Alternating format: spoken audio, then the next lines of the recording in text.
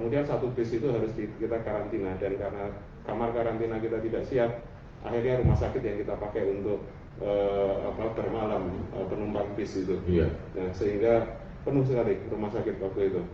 Dan bagaimana strategi yang digunakan untuk bisa benar-benar menenangkan para karyawan, menenangkan manajemen. Saya sangat yakin bagaimana posisi tim kesehatan pada saat itu di wilayah Tembagapura. Pasti kalau mau dibilang panik, sebenarnya ya mungkin panik, tetapi kebingungan untuk membuat orang menjadi tenang, baik manajemen PT Freeport maupun para karyawan. Seperti apa tuh kira-kira strategi bisa keluar dari situasi seperti itu? Baik, jadi kebingungan, ketidaktahuan itu butuh waktu untuk menyadarkan dan butuh bukti. Report ataupun situasi mulai berbalik ketika kita mulai menemukan kasus yang sembuh. 1, 2, 3, ternyata orang bisa sembuh.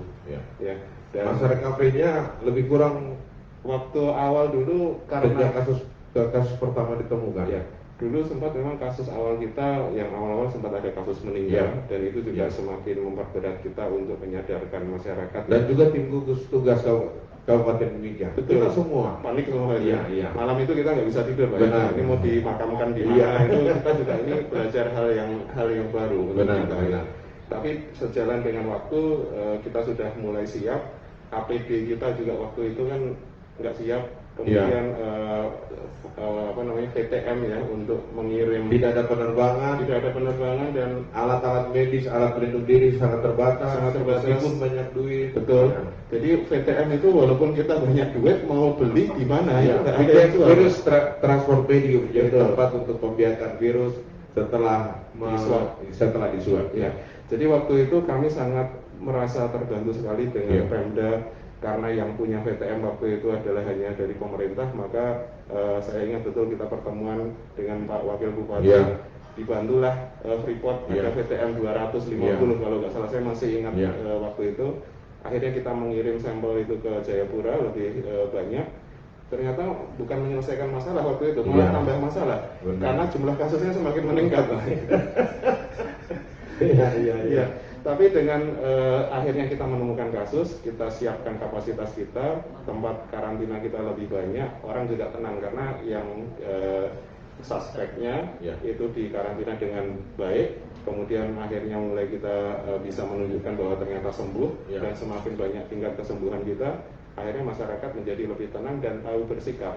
Dan saya pikir Pak, kondisi saat itu kita seperti ahli nujum yang berjalan tanpa kompas. Karena ini orang sakit, konfirmasi COVID atau enggak, seperti itu tidak pasti. Dan butuh waktu yang lama ya waktu itu. Waduh, kita kirim ke Jayapura memang setengah mati. Jadi ada satu fase di mana ini mulai berbalik ketika kita mulai mengoperasikan PCR. Apalagi ISOS harus menangani lowland sama highland. Betul sekali. Dan juga ini ya syukur kita bisa membantu masyarakat, membantu RSUD, RSMM untuk saat itu bisa PCR di fasilitas kesehatan kami, sehingga kita sama-sama bisa menyelesaikan masalah. Karena Pak Reynold, kita menangani masalah kesehatan di Timika ini tidak bisa memisahkan antara karyawan komunitas PT Freeport dengan masyarakat di Timika. Kita tahu itu, sehingga dengan kita menyelesaikan masalah di Timika, sebetulnya juga itu akan membantu kita menyelesaikan masalah di lingkungan PT Freeport. Dan COVID-19 sudah membuktikan itu. Untuk menyelesaikan COVID di Timika itu nggak bisa mengabaikan Tembagapura. Demikian pula Tembagapura, kalau memang harus menyelesaikan Tembagapura nggak bisa itu kita tinggalkan Timika. Jadi memang kita harus menyelesaikan secara bersama-sama. Walaupun ini belum selesai tuntas ya Pak ya. Benar. Pintu masuk kita tetap menjadi satu titik penting yang harus kita jaga. Dr. Firdi, terima kasih. Saya ingin mendengar cerita sedikit dari Pak Keria Rangga. Beliau adalah manajer Korkom eksternal. Bagaimana PT Freeport harus membangun komunikasi dengan Pemda Mimika, kemudian dengan pihak-pihak lain pada situasi saat itu. Silakan Pak Heri. Baik Pak Reynold, terima kasih. Ini kesempatan yang baik sekali. Satu yang kami catat di awal, ketika kondisi kepanikan itu terjadi, maka Freeport juga dalam kondisi yang sangat panik. Karena ketika tadi itu disampaikan bahwa ada ketidaksiapan dan ketidaktahuan bagaimana ini harus ditangani. Lalu kita menyadari bahwa kemudian disampaikan semua komunikasi, koordinasi dan informasi apapun itu harus ada yang bisa lead. Dan ketika kita menyadari bahwa Freeport adalah di Timika dan pemerintah ada di situ, maka yang satu yang kita menjadi kesadaran dan harus menjadi sebuah keputusan adalah semua harus lewat satu komunikasi. Dan syukur kemudian begitu ada tim Satgas yang dalam hal ini Pak Rey dan teman-teman semua boleh melakukan sebuah informasi, komunikasi dan koordinasi itu akhirnya dengan sendirinya memunculkan keinginan tahuan orang itu datang dari satu sumber. Nah, jadi ketika itu terjadi, apa yang terjadi kemudian di kita diminta untuk semua menahan diri. Jangan cepat-cepat bicara, jangan cepat-cepat menyampaikan informasi. Bahkan ada dari media nasional misalnya bertanya ke kita pun, kita selalu meminta untuk tolong klarifikasi dulu ke tim Satgas, baik di tingkat provinsi maupun di tingkat kabupaten. Nah, itulah yang kemudian menjadi kekuatan bagaimana ketidaktahuan ataupun ketidaksiapan masyarakat itu secara perlahan-lahan mendapatkan informasi dan bagaimana komunikasi itu dibangun. Artinya Pak Ferry, pada kondisi saat itu bahkan sampai sekarang, sebenarnya situasi kondisi di Tembagapura atau di wilayah kerja PT Freeport itu sebenarnya bagian daripada pemerintah Kabupaten Mika atau tim gugus tugas juga. Jadi informasinya harus tetap satu pintu. Gitu ya. Baik. Nah, ini ada Pak Hari nih. Pak Hari yang sering melakukan komunikasi dengan pihak pemerintah Kabupaten Mika, kebetulan beliau adalah Vice Presiden. Silakan Pak Hari. Mohon maaf, nganulir mengatasnamakan Vice Presiden. Atas nama Vice Presiden, saya mohon maaf. Vice Presiden. Jadi ketika awal terjadi wabah di 25 Maret itu saya ingat betul di sini tuh tempat pertama kita bertemu. Jadi semua OPD, Pak Bupati dan lain-lain Forkopimda bertemu di sini untuk membicarakan bagaimana strategi penanggulangan wabah. Semua kami tidak tahu apa yang harus kami buat. Kami bingung dan berjalan sendiri mencari aman, istilahnya mencari aman nih. Karena takut juga terpapar ya. Karena takut terpapar. Kerja tapi kalau terkena COVID, mungkin Pak Kepala BPBD sama juga ya, takut terpapar ya. Iya. Pak Kepala Disub juga. Iya. Sama karena waktu itu kita tidak tahu APD apa yang harus digunakan. Iya. Masker kita sulit mencari. Terus hand sanitizer sempat kosong juga di Timika. Semua kita kebingungan. Sampai pada akhirnya kita ya sudahlah, pasrah dengan apa yang keadaan pada saat itu.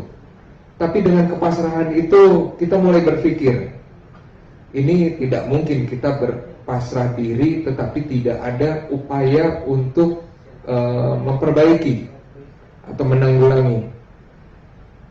Saya bersyukur ada partner dari tim medis, lalu juga tim dari internal departemen lainnya, mulai mengkampanyekan secara simultan, secara terus-menerus kepada karyawan, baik itu melalui video, SMS blasting, email blasting, poster-poster, lalu hampir setiap satu hari jam 2, setiap jam 2 itu pimpinan itu selalu melakukan namanya update situasi per hari mengenai COVID-19 di lingkungan kerja perusahaan. Pak Hari, ini juga kan tidak terlepas dari bagaimana sih membangun hubungan yang harmonis dengan pihak pemerintah Kabupaten Mika. Itu seberapa sering komunikasi itu dilakukan supaya langkah-langkah yang diambil itu tetap diketahui dan kemudian itu bisa dikawal sama-sama seluruh kebijakan yang dilakukan baik oleh pemerintah Kabupaten Mika maupun pihak manajemen PT Freeport. Betul sekali Pak Reno. Jadi kami sadari bahwa kami itu tidak sendiri. Kami adalah bagian dari warga Timika, sehingga kami ini perlu sama-sama untuk menanggulangi wabah ini secara bersama.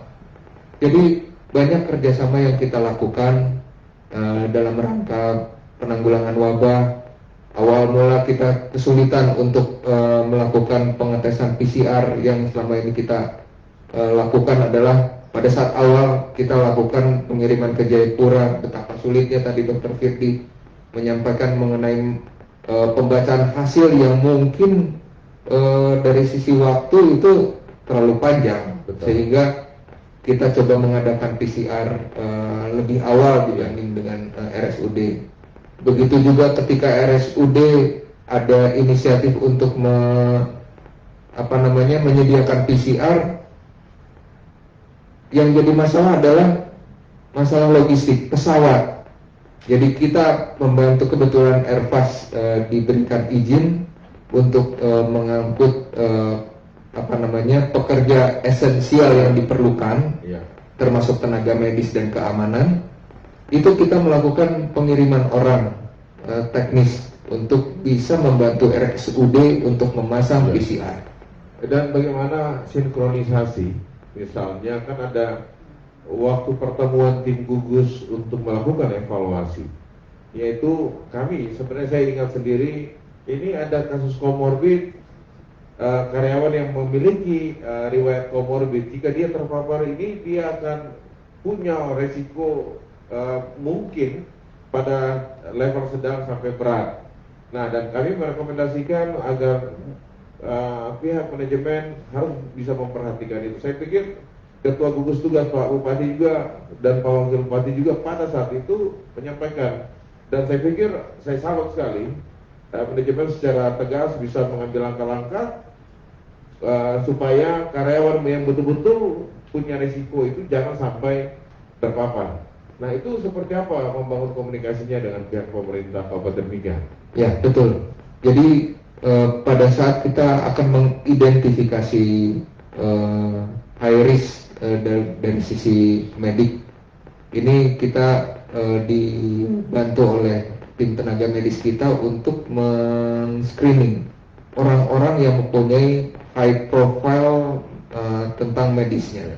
Sempat stres nggak dengan kerja tim medis atau memberikan betul-betul keleluasaan agar tim medis di Rumah Sakit Tembagapura maupun di wilayah Lowland, kira-kira dari manajemen seperti apa waktu itu? Pada awalnya kami semua stres, karena kami diminta untuk cepat memberikan keputusan.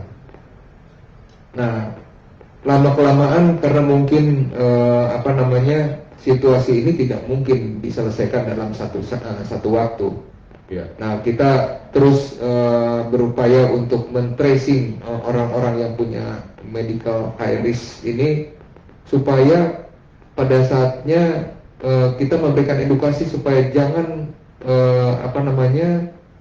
mendekati tempat kerja yang memang secara social distancing itu tidak mungkin. Jadi kita melakukan edukasi. Lalu kita juga menyampaikan ke pemerintah bahwa untuk yang mempunyai high risk medical, kita akan lakukan mereka untuk bisa dicutikan sementara waktu. Dr. Firdi, Pak Hari dan Dr. Firdi, saya pikir salah satu hal yang cepat dikendalikan adalah ketika seluruh karyawan dari pihak manajemen, terutama di Rumah Sakit Internasional SOS, itu mengetahui status kesehatan karyawannya. Di situ menurut saya keuntungan untuk medical check up yang dilakukan secara berkala, kira-kira itu sangat membantu enggak? Betul sekali Pak Reynold, karena dengan keterbatasan sumber daya yang ada, kapasitas tempat tidur rumah sakit, maka kita harus bisa punya dasar memprioritaskan siapa yang menggunakan itu, dan juga seberapa banyak kita harus menyiapkan kapasitas tambahan. Kita sangat terbantu sekali dengan program medical check up tahunan. Kita menarik data tahun 2019, semua 29.000 karyawan kita punya datanya, karena medical check up di Freeport adalah wajib. Medical check up di Freeport adalah wajib. Sayangnya kita di era pembangunan kesehatan di zaman jaminan kesehatan nasional ini, medical check up itu masih menjadi pilihan. Karena kita semua bagian daripada peserta jaminan kesehatan nasional. Betul. Oke, jadi belum wajib. Nah, ini yang ketika terjadi pandemi seperti ini atau suatu wabah, catatan-catatan medis riwayat kesehatan seluruh karyawan itu sudah bisa dikontrol dan itu saya pikir membantu sekali. Iya, jadi sebetulnya pandemi COVID ini kalau kita mau belajar banyak hikmahnya ya Pak Iya, Ahmad ya. iya. Banyak hal yang positif dari perilaku baru yang tertata setelah kita tahu tentang COVID, pentingnya medical check up, pentingnya kebersihan pangan, hand hygiene, pentingnya kita menjaga kebersihan desinfeksi dan kebersihan. Itu juga hal-hal yang kita harus adopsi di era new normal ini adalah satu model baru untuk kehidupan kita. Iya. Jadi saya setuju bahwa pada hakikatnya kondisi new normal saat ini di Mimika, masyarakat Mimika harus siap.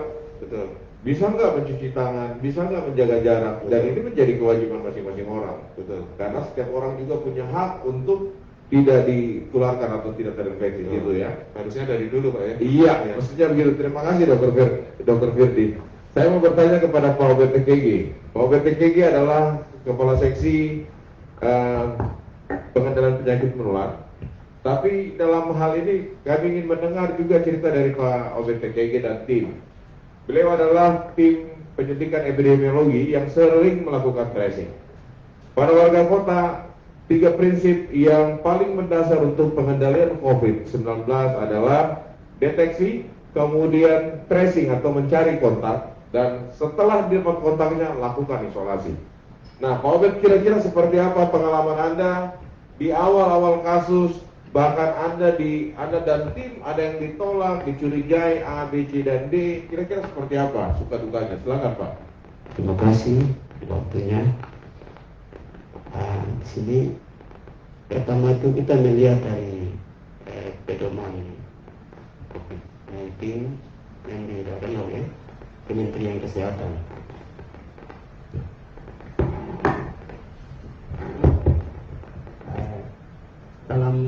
Dalam melihat pedoman tersebut, kita pedoman pertama dirubah lagi, terus kedua lagi dirubah sampai di pedoman 4. Iya. Pedoman 4 itu disitulah kita punya kebijakan yang kita bisa lakukan. Strateginya pertama deteksi, tracing, dan isolasi mandiri. Pak Obed, saya mau tanya, Bapak melakukan tracing, berapa kasus yang Bapak temukan positif atau terkonfirmasi COVID-19? Dalam Berapa orang yang Bapak temukan? Sampai saat ini 1.248 kasus. Iya. Tracing kontak, orang yang Bapak tracing. Iya. Kalau Pak Obed sendiri, dari orang yang di tracing, yang kontak erat dengan kasus yang sudah terkonfirmasi positif COVID, berapa lagi anggota keluarganya yang positif? Dilihat dari itu sekitar 562. 500. Ya, 500 kontak eratnya. Kontak eratnya 562. Sejauh mana Pak melakukan tracing? Apakah dalam kota Timika saja kah? Yang kami tracing itu pertama itu kita melihat dari konfirmasi kasusnya, terus kedua itu kita melihat dari rapid test yang kita lakukan di tempat-tempat umum, terus ketiga itu dilakukan di tempat perbatasan jalan. Nah, di situ. Saat pelaksanaan PSBB. Ya, itu setelah itu baru dinyatakan positif rapid, maka itu kita lakukan tracing lagi. Mencari keluarganya. Pergi ke rumah. Pergi ke rumah sampai kita mendapatkan kontak nomor HP-nya terus dengan alamatnya. Pernah ditolak enggak sama keluarga? Setelah itu isolasi mandiri.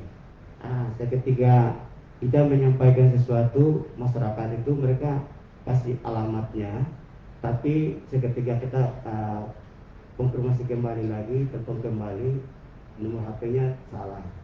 Terus itu satu itu kendala yang kita alami. Yeah. Setelah itu kedua itu alamat yang diberikan kita kunjungi, tetapi orangnya tidak ada di tempat. Sehingga itu artinya apa? Mereka takut atau seperti apa Pak? Pertama itu mereka stigmanya. Stigma dari lokasi penduduk itu, sekitar ya. Tempatnya itu. Terus yang kedua itu mereka tidak mau ke isolasi mandiri begitu. Oke. Seperti itu. Kalau misalnya isolasi mandiri di rumah pada saat lockdown atau pembatasan sosial itu. Banyak orang yang komplain kan masalah bahan makanan, toko-toko dibatasi seperti itu. Nah, kira-kira ada yang menyampaikan itu kepada Pak Obed dan tim atau seperti apa? Pertama itu kita jelaskan terkait dengan bagaimana itu penularan virus tersebut itu. Terus kedua itu bagaimana itu mereka melakukan aktivitas di lingkungannya. Contohnya mereka menanam sayur di lingkungannya seperti itu. Karena kami melihat dari pesan jaga jarak, pakai masker, jarak pakai masker itu yang kita sampaikan. Nah, Pak Obed, yang menarik di Timika adalah wilayah Tembagapura. Kasus Tembagapura dan kasus di Timika itu bukan dua wilayah yang terpisahkan, tapi itu menjadi satu kesatuan.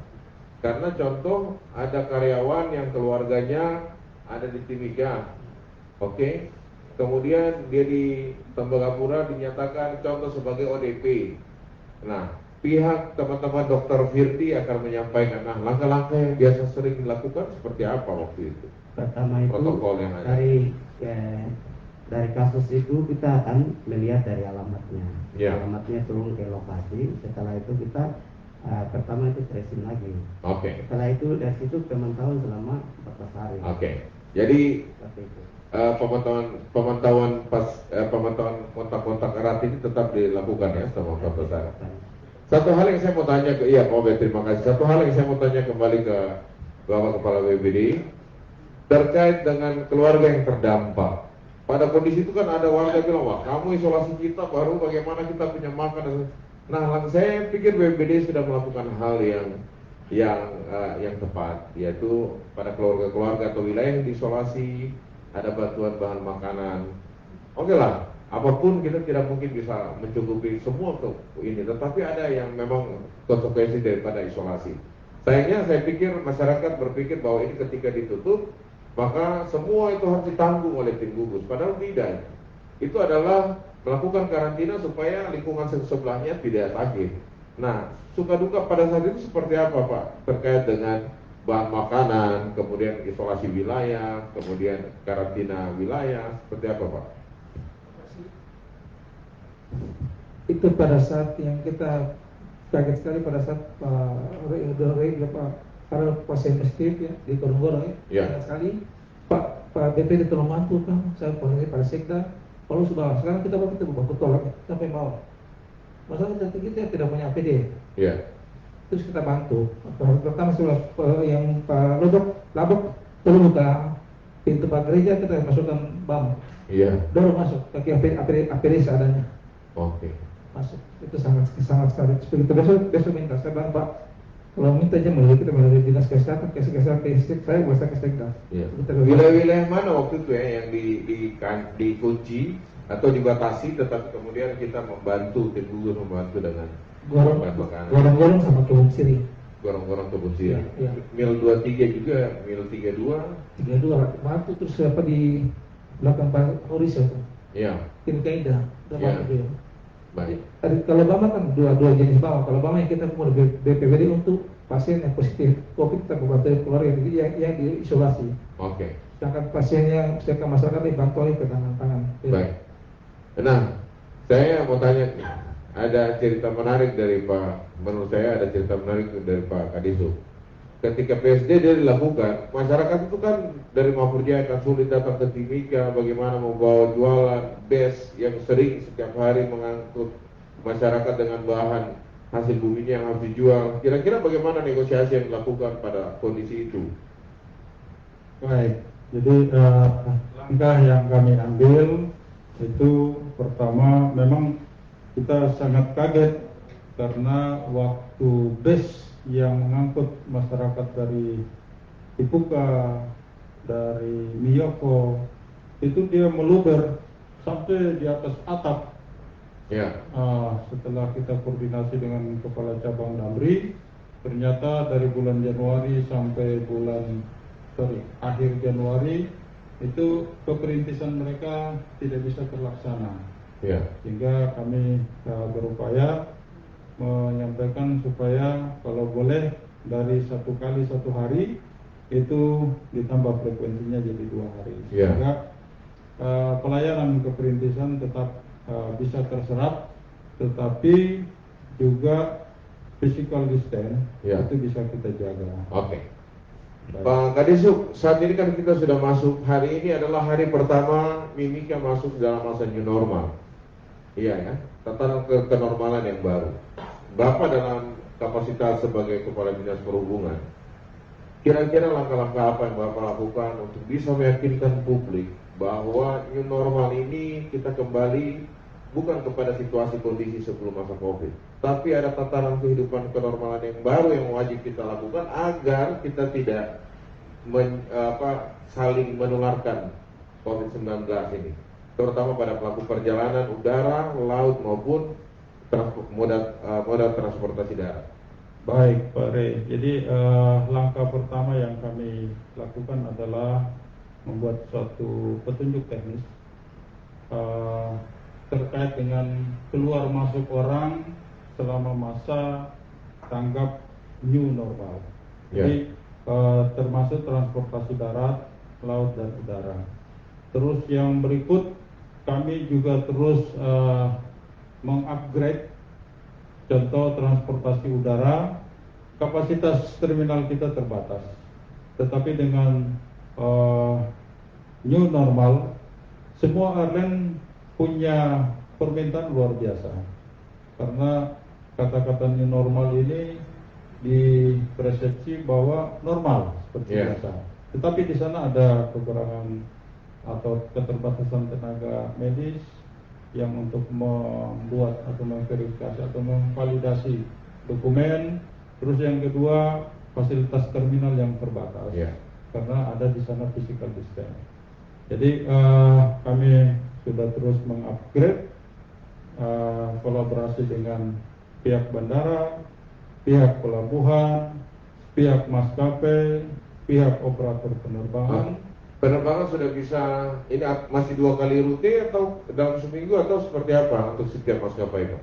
Kalau untuk dunia penerbangan normal ini, kita sangat tergantung dengan kesiapan daripada terminal. Karena terminal punya luasan tetap saja, sementara di dalam kursinya diatur sesuai dengan physical distance. Jadi yang diatur adalah waktu kedatangan dari masing-masing operator penerbangan itu disesuaikan dengan kesiapan petugas. Baik. Untuk tukang ojek gimana nih, Pak?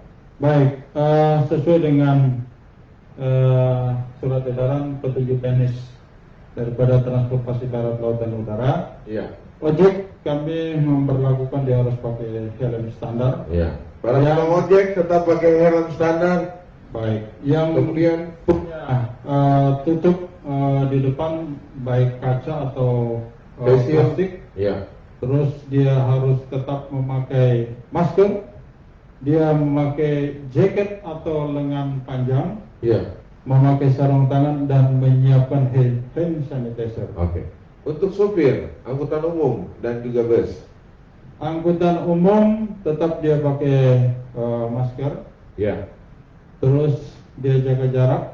Kami terus melakukan sosialisasi terkait dengan angkutan barang. Di sini terkadang memang truk-truk itu dia punya anggota atau teman untuk menurunkan barang itu lebih dari 3. Kalau bus berarti 50% angkutan umum tetap semua tetap 50%. 50% daya angkutnya. Kecuali menjadi catatan penting. Pesawat physical distance. Kalau physical distance bisa sampai 70. Kapal laut saya pikir hampir sama dengan pesawat terbang. Pemberlakuan untuk protokol kesehatan di masa new normal, begitu pula mereka yang masuk dan keluar dengan moda transportasi laut. Benar. Gitu ya Pak ya? Benar. Terima kasih Pak Kadisub. Untuk Dr. Firdy,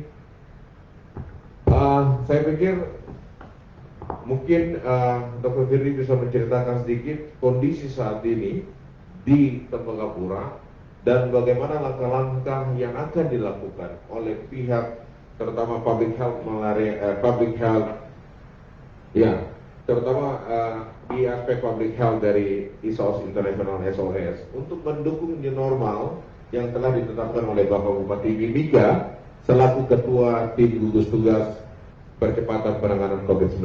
Silakan Dr. Firly. Baik, terima kasih Pak Renold dan juga warga Mimika, khususnya masyarakat di Jogside ya, mungkin juga bertanya-tanya ini ke depan bagaimana ini di Tembagapura bisa turun naik atau tidak ya.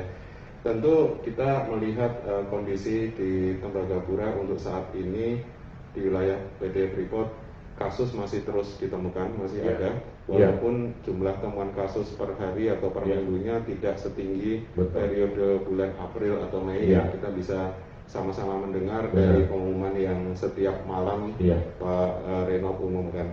Kemudian yang menarik juga kasus PDP kita ini sudah semakin jarang. Artinya indikator sebenarnya kita melihat jumlah COVID, sebenarnya kita bisa mengontrolnya dari PDP. Betul ya? Sekali. Itu yang saya mau cerita. Gampangnya adalah orang yang tampak sakit dengan gejala simptomatik ini sudah jarang sekali. Dan kalau hari ini kita berkunjung ke rumah sakit Tembagapura tidak ada kasus COVID-19 yang dirawat. Nah, kondisi yang saat ini sedang diisolasi lebih kurang ada 30 orang, 30 orang. Mereka dalam kondisi baik-baik supaya warga Mimika juga tahu, karena selama ini kan mendengar katanya. Saya pikir ini tempat untuk kita berbagi mempertegas. Betul.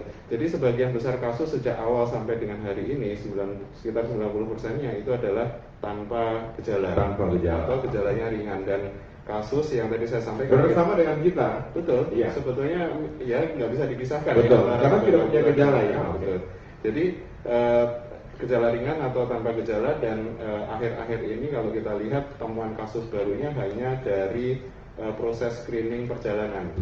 Ya kita tahu kan ada karyawan yang mulai turun ke Timika, ada yang mulai cuti, kemudian demikian juga yang dari luar Papua maupun yang dari Timika ini sudah mulai bergerak naik ke dataran tinggi, dan itu harus di screening. Sama seperti yang tadi Pak Kepala Dinas Perhubungan sampaikan, ada protokol untuk berpindah dari satu wilayah ke wilayah yang lain, kita pun ada proses screeningnya. Dan sebagian besar kasus dalam 2 minggu mungkin 3 minggu terakhir itu adalah dari proses screening dan kontak tracing seperti yang tadi Pak Ubed sampaikan. Kita hanya bermain di situ. Kalau kasus yang bergejala ini sudah sangat jarang sekali, bahkan sejak akhir Mei catatan saya yang menunjukkan adanya simptomatik yang bergejala. Jadi sebagian besar ini saya pikir itu kerja hebat Dr. Firly. Jadi sebagai manajer public health, tapi saya mau meminta penegasan daripada Dr. Firly sebagai seorang klinisi. Kenapa mereka tanpa gejala, yang pasien COVID tanpa gejala artinya sama dengan kita, tapi kenapa mereka harus diisolasi? Ini perlu ada penegasan sebagai seorang klinisi, sebagai seorang dokter. Silakan. Dan ini juga pesan penting untuk semua pihak, bahwasanya virus itu memang akan mati, tereliminasi dengan imunitas tubuh kita, tapi dengan catatan jangan sampai kita ini menularkan kepada orang lain. Mungkin virus sebetulnya kita saat ini berbincang seperti ini bisa jadi kita adalah carrier atau membawa virus. Virusnya. Betul, dan suatu saat virus ini akan hilang dengan sendirinya karena daya tahan tubuh kita. Yang terpenting adalah jangan sampai kita menularkan kepada orang lain. Nah, itulah yang juga menjawab kenapa tingkat kesembuhan kita tinggi. Karena apa? Daya tahan tubuh kita relatif komunitas pekerja adalah usia-usia yang muda, produktif, sehingga memiliki kemampuan daya tahan tubuh yang cukup baik untuk melawan virus tersebut. Terima kasih Dr. Firly. Pak Kelly, kira-kira bagaimana strategi komunikasi dengan pihak-pihak terkait oleh manajemen pada masa new normal ini setelah Bapak Bupati selaku Ketua Tim Gugus Tugas telah menetapkan Mimika masuk dalam masa new normal? Baik, yang pertama, secara prinsip semua ketetapan, regulasi, protokol yang dikeluarkan oleh pemerintah dan disampaikan oleh tim gugus tugas itu yang kemudian dipakai sebagai dasar untuk bagaimana menyampaikan pesan-pesan informasi kepada komunitas yang ada di PT Freeport Indonesia dan juga ke masyarakat. Lalu yang kedua, semua platform media yang sekiranya dapat dipakai untuk menyampaikan pesan-pesan optimisme tentang upaya-upaya yang sudah dilakukan, bahwa angka kesembuhan yang tinggi yang terjadi di Kabupaten Mimika ini itu disampaikan secara terbuka kepada berbagai pihak, dan harapannya kemudian adalah itu bisa menjadi pesan yang baik untuk masyarakat bisa tetap semangat untuk melewati fase ini.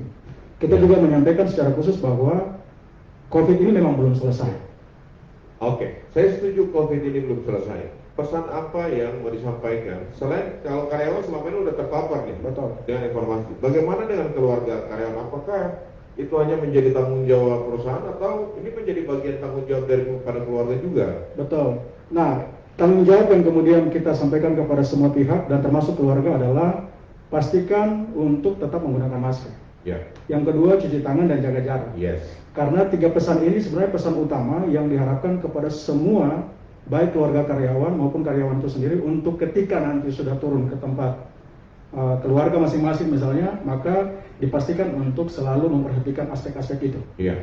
Nah, itulah yang kemudian kita pandang, jangan sampai dikiranya karena sudah tes lewat jadi itu menjadi tanggung jawab cuma sepihak, tapi kalau bisa semua ikut bertanggung jawab sama-sama sesuai dengan pesan yang sudah disampaikan oleh pemerintah. Oke. Dalam hal ini Satgas dan sebagainya. Baik. Terima kasih Itu Pak. pesannya. Ya, Terima kasih. saya mau tanya ke Pak Hari.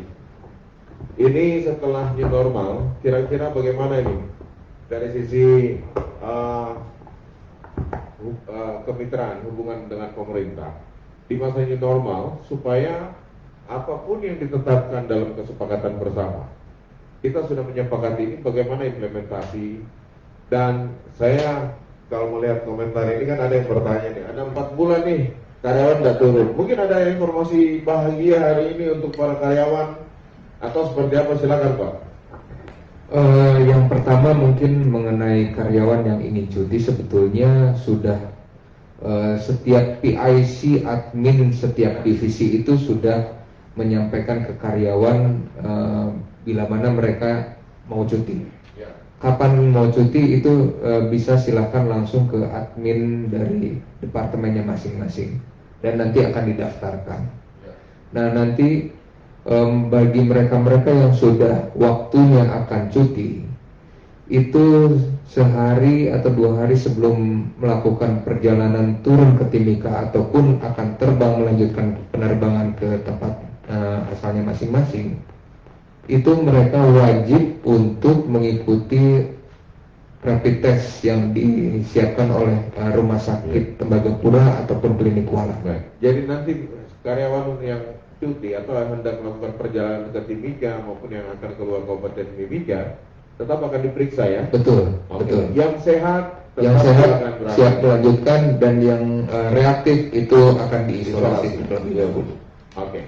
Dan untuk protokol kesehatan di masa new normal ini kira-kira seperti apa ini Gavral, dari pihak Gavral untuk menyampaikan ini kepada manajemen supaya ini loh kita dengan Pemda sudah sepakati ini, sehingga departemen-departemen atau section yang lain itu bisa mengikuti. Seperti apa Pak? Seperti yang disampaikan Pak Keri sebelumnya, kita akan tetap mengikuti aturan yang sudah disepakati oleh pemerintah.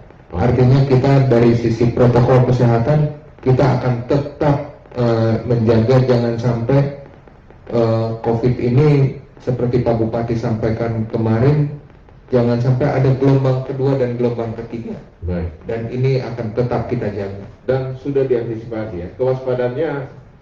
Kewaspadaan tetap harus dijaga. Seperti tadi Pak Keri sampaikan, ada 3 aspek yang harus kita penuhi bersama. Baik, terima kasih Pak Ari.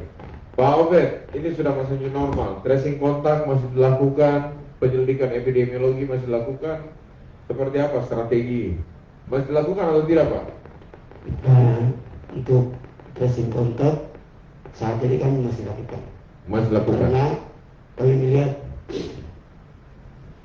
pertama itu dibukanya new normal, sehingga nanti transfer dari luar masuk ke Timika semakin banyak. Setelah itu di situ kami tidak buat satu protokol bagaimana supaya kasus-kasus yang ada dapat ditangkap di bandara maupun di pelabuhan itu nanti di rapid. Setelah itu kami tim P akan melakukan tracing. Ya, tracing. Setelah itu dari hasil tracingnya itu kalau positif kami akan memantau lagi selama 14 hari. Jadi virus ini sementara kita melihat dari mobilitas penduduknya semakin tinggi. Termasuk karyawan dari PT Freeport. Termasuk karyawan dan lakukan tracing. Sehingga kami akan pantau. Ya, jadi saat ini PE ini masih tetap. Sementara yang kendalanya itu dari sisi promosinya. Iya. Jadi kami sudah koordinasi ke tingkat puskesmas, di mana mereka tingkatkan promosi terkait dengan penanganan kasus ini. Baik. Ya, seperti itu. Terus kedua itu kita sudah koordinasi lagi ke FKUB, di mana di tingkat-tingkat para tokoh-tokoh agama itu dilakukan dari sebelum masuk melakukan aktivitas gereja. Iya. Seperti itu. Jadi kita kan sudah lakukan sehingga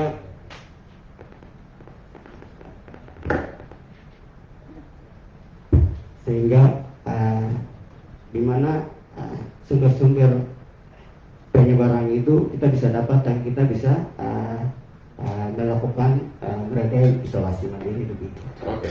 Baik, terima kasih Pak Obe. Saya pikir kita sudah ada di ujung live video conference ini. Saya ingin memberikan kesempatan buat Bapak Kepala BPBD. Kira-kira apa harapan kepada masyarakat di masa new normal ini? Hari ini ada yang percaya, hari ini ada yang tidak percaya. Tetapi data dan fakta menunjukkan bahwa ini bukan persoalan Timika saja, ini persoalan dunia. Sampai hari ini di Jakarta, hari ini di Surabaya, kepala-kepala daerah, pimpinan-pimpinan daerah itu kebingungan. Kita bersyukur bahwa di Timika karena kita semua bergerak, masyarakat bergerak, kita satu hati, kita bisa mengatasi. Ini hari ke-100. Hari pertama ketika kasus itu muncul, angka reproduksi kita itu 5. Hari ini di Mimika kita 0,3. Pak Kepala BPBD, apa yang Bapak mau bilang untuk warga kota Timika di masa new normal? Baik, terima kasih. Kebebasan di masa yang normal ini, selalu kepada masyarakat jangan terlena. Ingat ada gelombang kedua, seperti Bapak Bupati kemarin ada gelombang kedua. Harus kita waspada, ikut protokol kesehatan yang sudah tetapkan. Pertama, pakai masker. Kedua, cuci tangan. Ketiga, jaga jarak. Itu harus protokol tetap dilaksanakan seperti biasa. Kalau mau gelombang kedua. Terima kasih. Ada sanksi tidak nanti ke depan di masa new normal ketika 3 poin ini tidak dilakukan? Ya, sementara kemarin kita hasil rapat, kita berikan sesudah 14 hari kita evaluasi ulang lagi. Oke. Cuma hari sebelum melakukan sanksi kita kenakan sanksi. Oke. Dan saya pikir warga Mimika setuju kok kalau para pelanggar protokol kesehatan itu diberikan sanksi.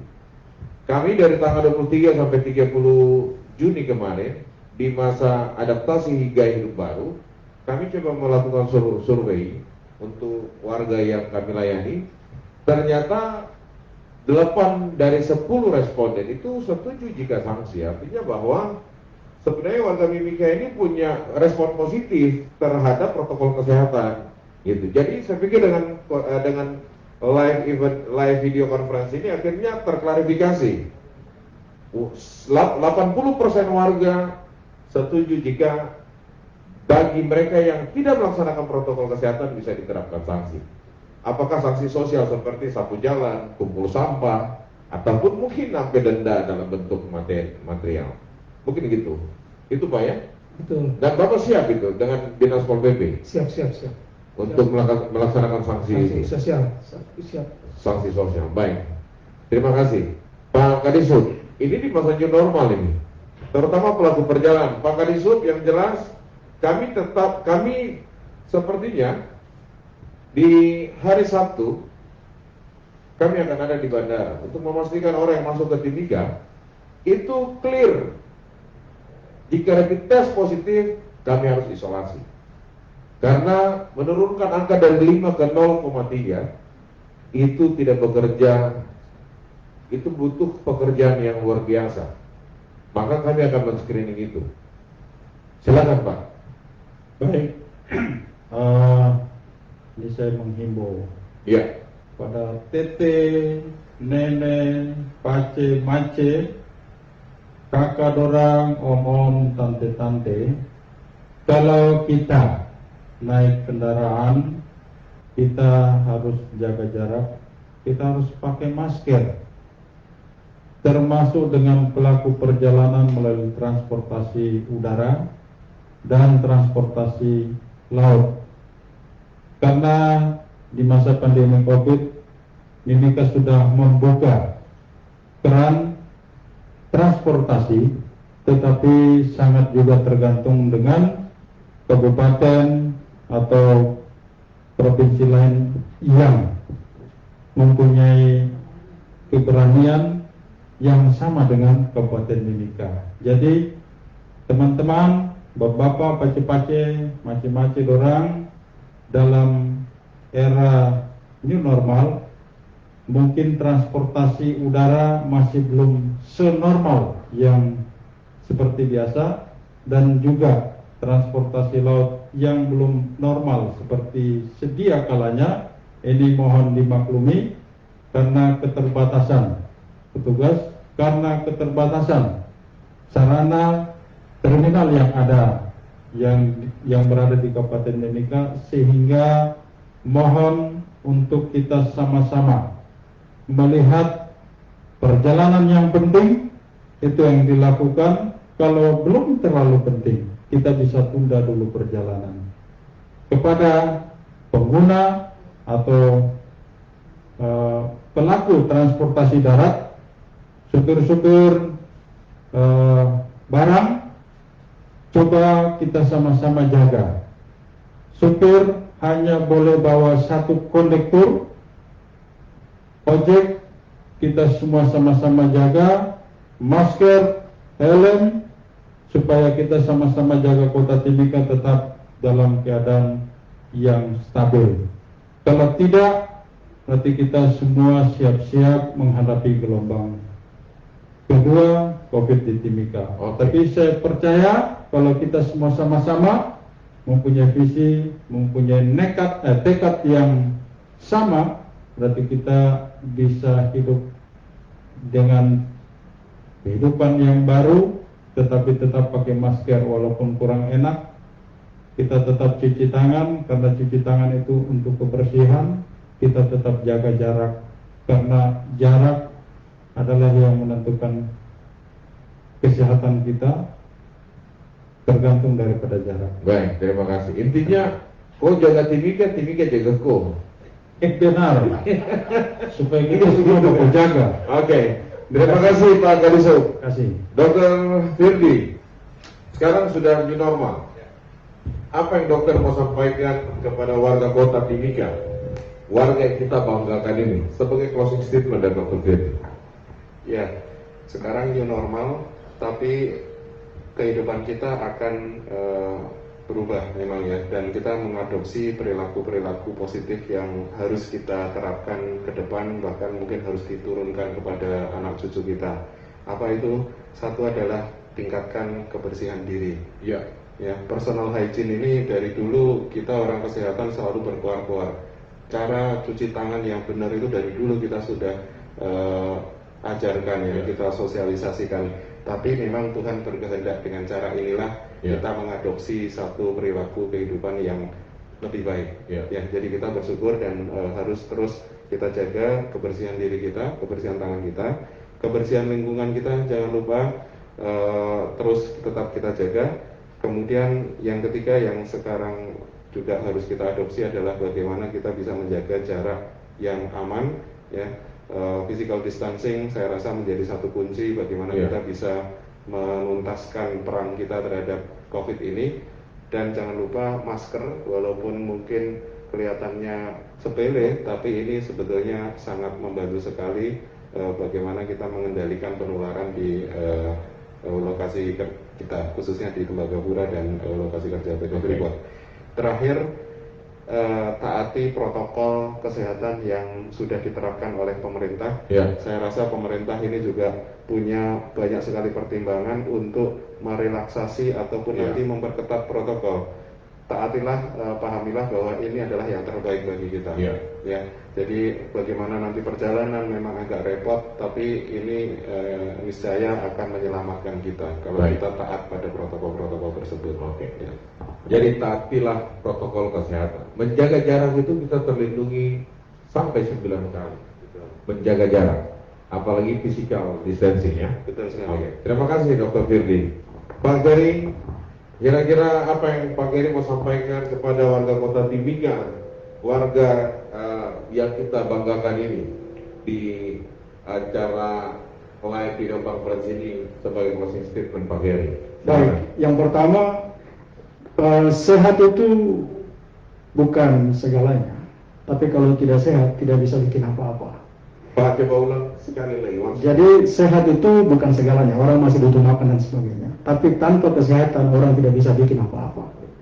Jadi kabupaten ini akan tetap survive. Kenapa? Karena banyak orang yang sehat. Baik. Itu yang pertama. Yang kedua, dengan demikian maka diharapkan jangan sampai semua terlena. Satu pintu komunikasi, koordinasi, dan informasi itu tetap harus dijaga terus. Karena biasanya kalau angin sepoi-sepoi itu sudah senang enak-enak, begitu bisa jatuh dari pohon. Iya. Jadi jangan sampai terlena begitu terus ini sepertinya sudah enak jadi santai-santai. Itu kalau tidur di atas pohon, tidak jatuh. Kalau tidur santai di pohon berarti jatuh ke tanah. Jatuh begitu. Kalau macam begini nanti virus pegang terus pasukan astronot yang datang ke jauh. Jadi saya kira itu, sehingga satu pintu komunikasi, koordinasi, dan informasi, dan kami senang dengan begini kita akan selalu ikut apa yang pemerintah bilang. Baik. Saya kira begitu dari saya. Terima kasih. Terima kasih Pak Geri. Pak Hari, saya berikan kesempatan closing statement di masa new normal ini. Kira-kira apa harapan kita semua untuk warga kota? Silakan. Baik, sebagai penutup saya selaku pribadi menyampaikan rasa penghargaan yang setinggi-tingginya atas inisiasi dari pemerintah kabupaten yang sudah membuat protokol kesehatan ini dengan sangat baik. Jadi marilah kita semua mendukung upaya pemerintah, karena dengan upaya dari pemerintah dan kita lakukan bersama-sama dengan warga, niscaya kita akan mendapatkan atau menghasilkan buah yang bagus. Jadi marilah kita sama-sama dukung upaya pemerintah ini dalam memberantas, mengurangi wabah COVID-19 ini. Mudah-mudahan di waktu yang mendatang kita tidak ada lagi yang positif, semua sehat, semua bisa bekerja, terutama yang bersekolah. Ini yang masih bersekolah ini kan rindu akan ketemu teman-teman, belajar bersama di kelas. Nah ini kita upayakan supaya ke depan kita bisa menanggulangi COVID ini bersama-sama. Ikuti protokol dari pemerintah. Baik, terima kasih Pak Ari. Pak Obed, silakan. Apa yang Pak Obed mau sampaikan ke warga kota terkait dengan masa kehidupan new normal ini, tatanan kenormalan yang baru? Silakan. Pertama, terima kasih kepada pemerintah yang mana memberikan kesempatan untuk kita bekerja untuk menurunkan kasus dan mendeteksi kasus sampai isolasinya. Tempatnya sudah disediakan semua. Terus kedua, kami sampaikan kepada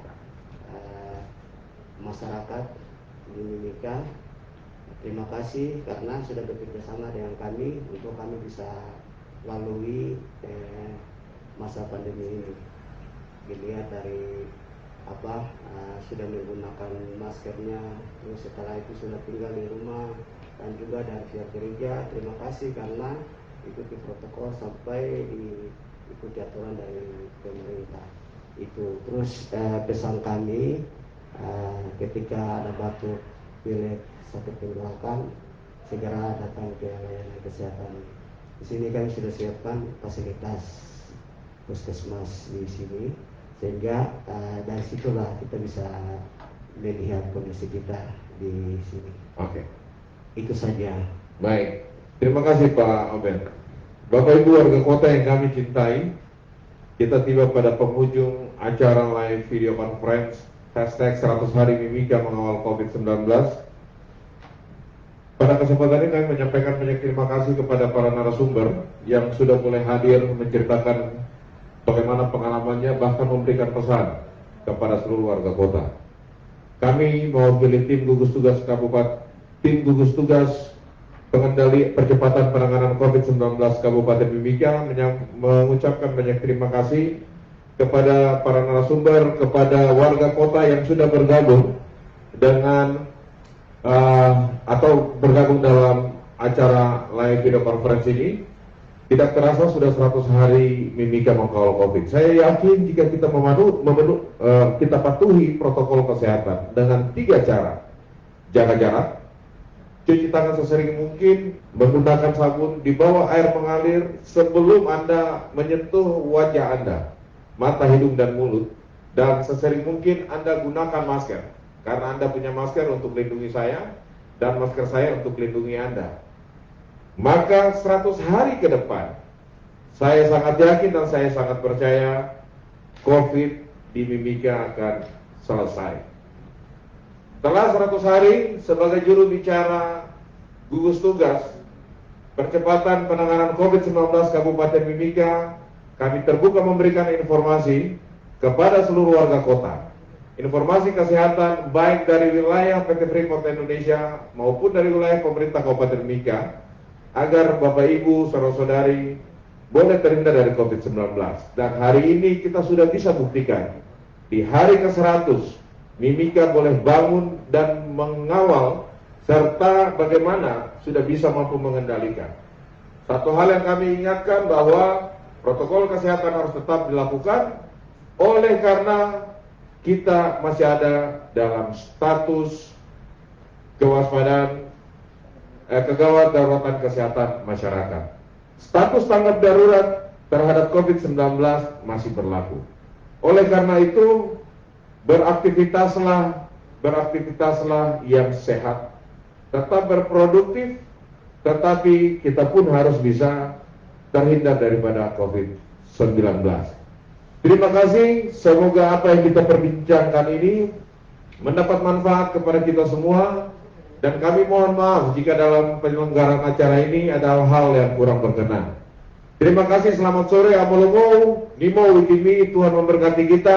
Assalamualaikum warahmatullahi wabarakatuh. Selamat sore.